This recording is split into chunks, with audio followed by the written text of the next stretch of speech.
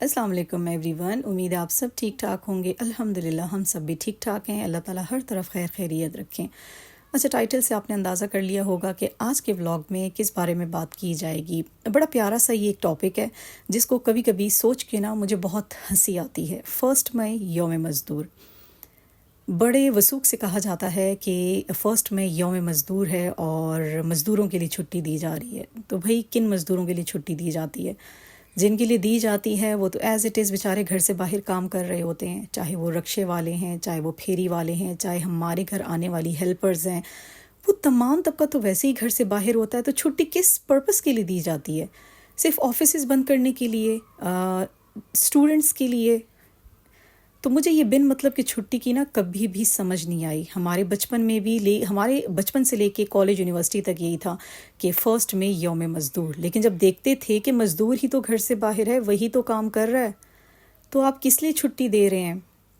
तो ये जो हिपोक्रेसी है ना, ये जो डिप्लोमेसी है हमारे मुल्क की, बहुत तवील ये बहस हो जाएगी। मुझे बहुत अफसोस होता है और सच में अपना आप भी मुझे एक मज़दूर से कम नहीं लगता। हम हाउस वाइफ्स, हम होम मेकर्स मज़दूर ही तो हैं।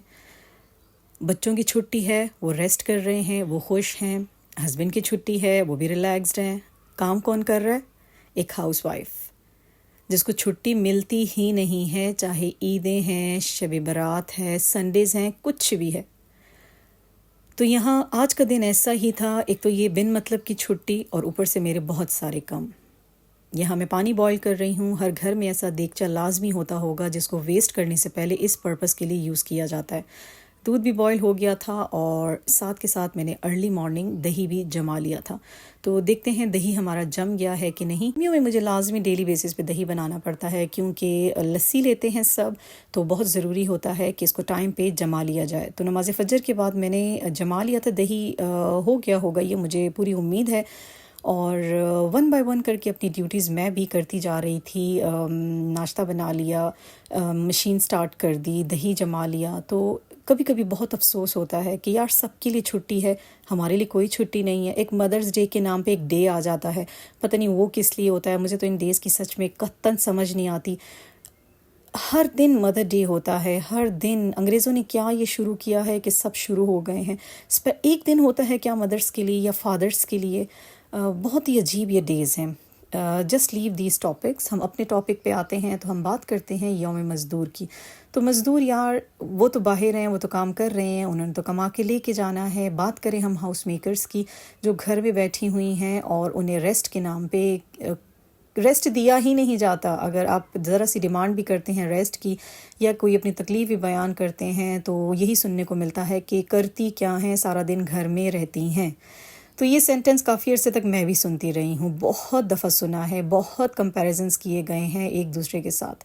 तो खैर अब तो आदत सी पड़ गई है। अब परवाह नहीं होती, कोई कुछ भी कह ले, ज़रा टेंशन नहीं होती।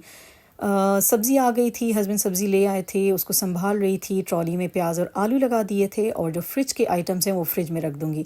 अच्छा, फ्रिज में मैंने आपको बताया था वेजिटेबल बॉक्स मेरा बहुत जल्दी क्रैक हो गया था, तो मैं इस तरह की बास्केट्स रखती हूँ फ्रिज में जिनके नीचे लाजमी होल्स होनी चाहिए, क्योंकि अक्सर बहुत ज़्यादा कोशिश करके साफ़ सब्ज़ी रखने के बावजूद भी ना कुछ सब्ज़ी ऐसी नरम होती है जिससे जूस निकलना शुरू हो जाता है। तो ऐसी होल्स वाली बास्केट्स लाजमी होती हैं ताकि आपको पता चले कि कुछ ख़राबी है अंदर। पैरट्स के लिए आया था ये पम्पकिन, क्योंकि पैरट्स बहुत शौक़ से कद्दू वगैरह खाते हैं। जिस टाइप का भी कद्दू हो, कच्चा उनके आगे ग्रेट करके डाल दें तो बड़े शौक़ से खाते हैं। ओके जी, दिन तमाम नहीं हुआ था, ना ही मेरे काम ख़त्म हुए थे। अभी मुझे इस पूरे काउंटर की क्लीनिंग करनी थी। वो इसलिए कि यहाँ पानी के दाग लगना शुरू हो जाते हैं। वॉश करें बर्तन तो सारा पानी आगे तक चला जाता है, तो लाजमी इस जगह को मुझे रगड़ाई करके साफ़ करना पड़ता है। साथ साथ अपना ये रैक मुझे क्लीन करना है। मैं समझ नहीं आ रही किस टाइप का रैक लेके आऊँ। पहला जो लेके आई थी वो काफ़ी ह्यूज था, बहुत अच्छा था, लेकिन पूरी विंडो से कवर हो जाती थी। फिर उस पर सब इतने ज़्यादा बर्तन डाल देते थे कि वो संभालना सब भूल जाते थे, चाहे मैं हूँ, मेरी हेल्पर है या मेरी बेटियां हैं। तो उसको मैंने हटा दिया था। लिमिटेड बर्तन रखने के लिए ये वाला रैक मैंने रखा, तो इससे पानी ड्रेन ही नहीं होता। इसको हर 2-3 दिन के बाद मुझे अच्छी तरह स्टील वूल से स्क्रब करना पड़ता है। तो अच्छी तरह इसको मैंने स्क्रब किया तो काफ़ी नीट हो गया ये। लेकिन मुझे उलझन हो रही है इससे, क्योंकि इसमें पानी रुकता है और जो इसकी लोहे की ग्रिल है उसको जंग लगना शुरू हो गया। तो ये चीज़ें बहुत ज़्यादा इरिटेटिंग है मेरे लिए। मुझे नीट क्लीन चीज़ें बहुत अच्छी लगती हैं, यहाँ से ये सारा जंग पकड़ रहा है। तो आई थिंक मुझे एलुमिनियम का लेना चाहिए। आजकल मार्केट में आए हुए हैं, वो भी एक्सपेंसिव हैं, लेकिन देखते हैं कहाँ मुझे अच्छी प्राइस में मिलता है तो ज़रूर इंशाल्लाह लूँगी। तो अब यहाँ सारी मैंने स्लैब को क्लीन करना था और बिना रेस्ट किए ये सारे काम हो रहे हैं जब से मैं किचन में आई हूँ। तो देख लें, मैं इसीलिए कह रही हूँ इस व्लॉग में कि हम औरतें किसी भी मज़दूर से कम नहीं हैं। चले, मज़दूर बेचारा तो अपनी कमाई लेके जाता है, हम ख़वातीन को तो वो भी नहीं मिलती है और मुझे इसका बहुत गिला होता है कि हमें भी मंथली पे मिलनी चाहिए। मेरी हस्बैंड से अक्सर इस चीज़ पे ना थोड़ी सी मस्ती मजाक चलता रहता है कि मंथली पे मेरी भी बढ़ाई जाए और मुझे भी ठीक ठाक मंथली पे दिया करें। तो खैर अल्हम्दुलिल्लाह ऐसा कोई मसला नहीं है, ये मजाक मस्ती तो चलता रहता है। बर्तन सारे धुल गए थे, सारे मैंने अच्छी तरह काउंटर्स क्लीन कर दिए थे। और मज़े की बात कि आज का दिन ना कुछ उलट ही जा रहा था। मैं जो भी काम कर रही थी उसमें कुछ ना कुछ मसला हो रहा था। पहले ऑयल गिर गया मुझसे, कभी भी जग से ऑयल नहीं गिरा। आपने देखा मॉर्निंग में डालते हुए ऑयल पैकेट से मुझसे ऑयल गिर गया, डबल काम हो गया वहाँ पे। अब बड़े दिनों बाद मैंने ये चॉपर यूज़ किया है। अच्छा, ये चॉपर क्यों यूज़ कर रही हूँ? एक तो ये मुझे पसंद बहुत ज़्यादा है, ये चॉपिंग बहुत ज़्यादा फ़ाइन करता है, बहुत बेहतरीन है। मसला ये था कि इसका ढक्कन बताया था मैंने आप लोगों को कि एक हेल्पर थी मेरी, उसने तोड़ दिया था और बिल्कुल लॉक के करीब इसको तोड़ दिया था। खैर जैसे तैसे करके ये काम तो कर रहा है, बड़ी अच्छी। इसने प्याज भी चॉप कर दिया है और टमाटोस चॉप करते हुए मैंने क्या ब्लेंडर किया है आगे देखिएगा आप। अच्छा, आज मैं बना रही थी आलू और अंडे, उसकी बड़ी मज़ेदार आपसे रेसिपी शेयर करूँगी। चॉप कर दिया मैंने अनियन, कढ़ाई में डाल दिया। जब तक वो गोल्डन ब्राउन होता है उसमें अदरक लहसुन डालेंगे, थोड़ा सा उसको गोल्डन ब्राउन करेंगे और फिर उसमें डाल देंगे चॉप किए हुए टमाटो। क्योंकि जब शोरबे वाली चीज़ बनती है ना तो मेरे हस्बैंड को साबुत प्याज टमाटर ना दिखे, उनको बहुत बुरा लगता है कि टमाटर प्याज क्यों नज़र आ रहा है। तो बिल्कुल ये फाइनली चॉप होने चाहिए, ब्लेंड होने चाहिए। यहाँ चॉपर की जो ये बोल है ना ये छोटा है और मैंने उसमें बड़े साइज़ के 4 टमाटर डाल दिए कि नहीं खैर ये कर लेगा। तो उसने कर तो लिया, लेकिन हुआ क्या, सारा टमाटो जूस निकल निकल के बाहर आ रहा था।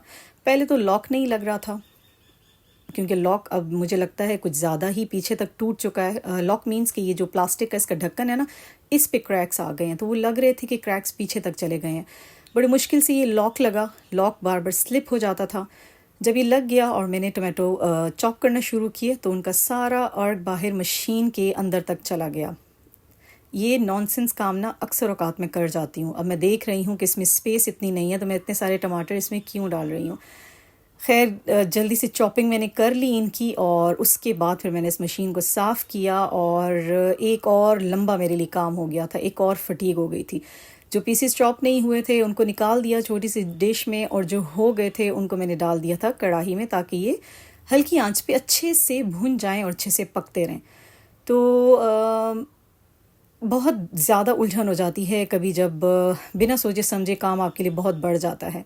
तो इसमें स्पेस कम है, थोड़ी थोड़ी चीज़ों को चॉप करना पड़ता है और मैं जल्दी के लिए कि मैं जल्दी से किचन से फारिग हो जाऊं, जाके शॉवर ले लूं, लेकिन नहीं, वो मौका मुझे नहीं मिल रहा था। एक के बाद एक काम आता जा रहा था। बहरहाल अच्छी तरह इस मशीन को मैंने साफ़ कर दिया रीयूजेबल शीट से। एक तो ये शीट्स बड़ी ज़बरदस्त हैं, थोड़ा सा इनको गीला करें और जो एरिया आपने क्लीन करना है उसको अच्छी तरह क्लीन कर दें, दोबारा वॉश करके दोबारा आप इसको यूज़ करें। तो मैंने भी ऐसा ही किया, अच्छी तरह मशीन को साफ़ किया, एक एक कॉर्नर उसका क्लीन किया और थोड़ी देर साइड पे मशीन का जहाँ फेस ओपन है ना, जहाँ पे लॉक लगता है, उसको मैंने उल्टा करके रख दिया ताकि अर्क अंदर गया है टोमेटो का तो वो निकल आए बाहर।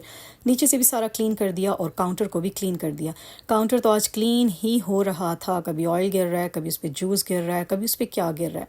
तो बहुत ही लंबा दिन आज का मुझे लग रहा था, समझ नहीं आ रही थी क्यों इतना थका देने वाला दिन है। हालांकि आज तो छुट्टी है, मुझे भी छुट्टी करनी चाहिए थी।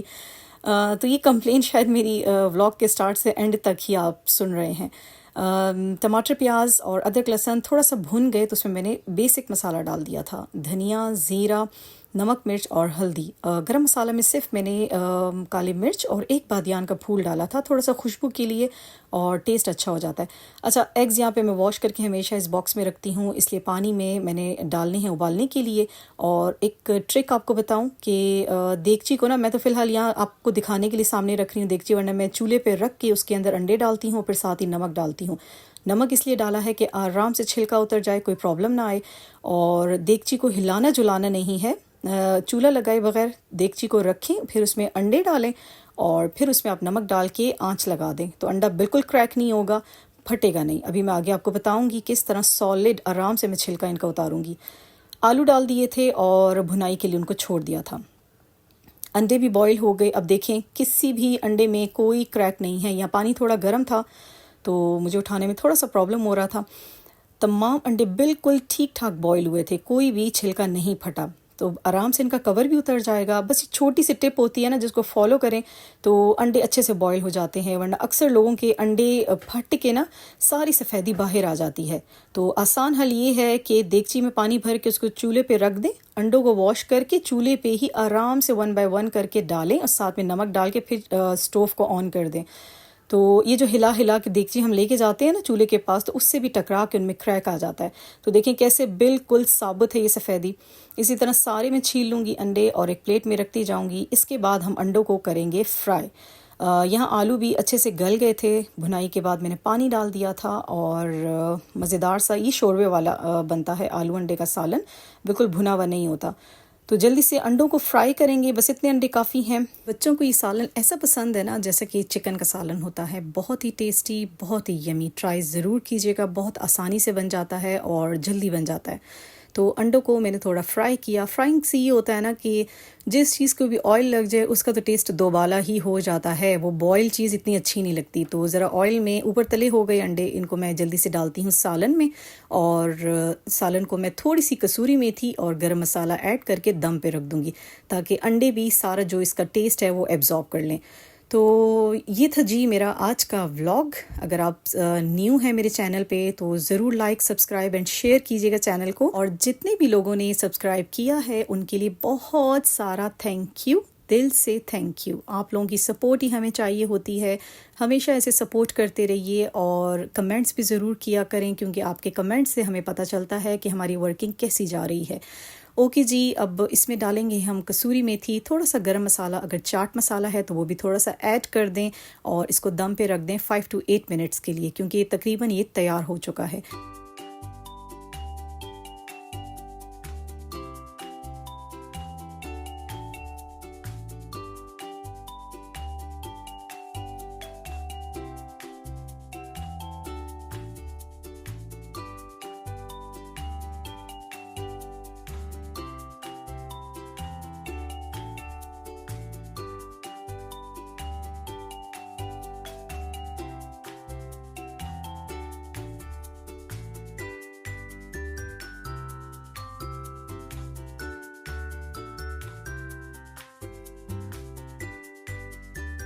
दिन हो गया था कंप्लीट, सारी काम भी मेरे हो गए थे कंप्लीट। अच्छा, मेरी फ्रेंड मुझे कहती है जाते जाते एक बात करती जाऊँ कि अल्हम्दुलिल्लाह यार, अल्लाह ताला ने रात बनाई है, अगर ये रात भी ना होती तो शायद हमें तब भी काम करना पड़ता। तो ऐसा ही है हम हाउसवाइफ्स का हाल। खैर, यहाँ मैंने वाटरमेलन अपने लिए लिया, थोड़ा बैठ के खाया, रिलैक्स किया, और ये रिलैक्स करना बहुत ज़रूरी होता है। अपनी सेहत को कभी भी इग्नोर मत करें, हेल्दी लाइफस्टाइल जिएं, खुश रहें और लोगों को खुश रहने दें। टेक केयर, अल्लाह हाफ़िज़।